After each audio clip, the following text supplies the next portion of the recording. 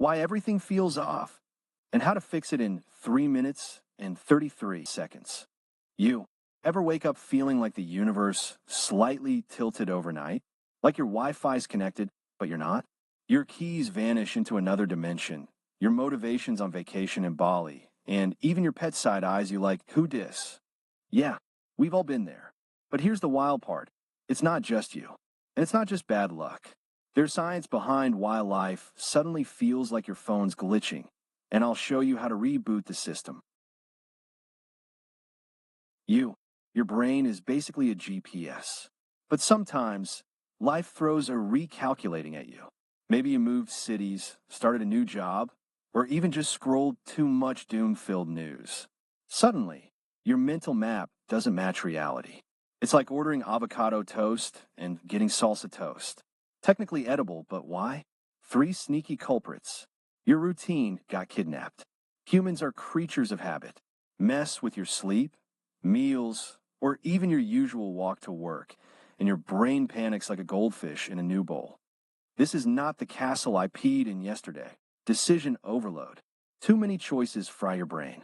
Ever stood in the cereal aisle for 20 minutes, then just grabbed the weirdest box? Congrats, you've met decision fatigue. It's why you can't pick socks, but will rage debate pineapple on pizza at 2 a.m. The invisible stress backpack. Small stresses add up like coins in a jar. A missed call here, a weird email there. Next thing you know, you're crying at a toothpaste commercial. They just wanted minty freshness. Time to reset your internal compass. No therapy bills, no kale smoothies, just science you can steal. 1. The grounding hack. When the world feels sideways, name. 5 things you see, yes, even that weird stain. For things you touch, your phone doesn't count. 3 things you hear, sadly, your neighbor's karaoke does. This isn't woo-woo. It's like Control plus Alt plus DEL for your brain. 2. The decision diet.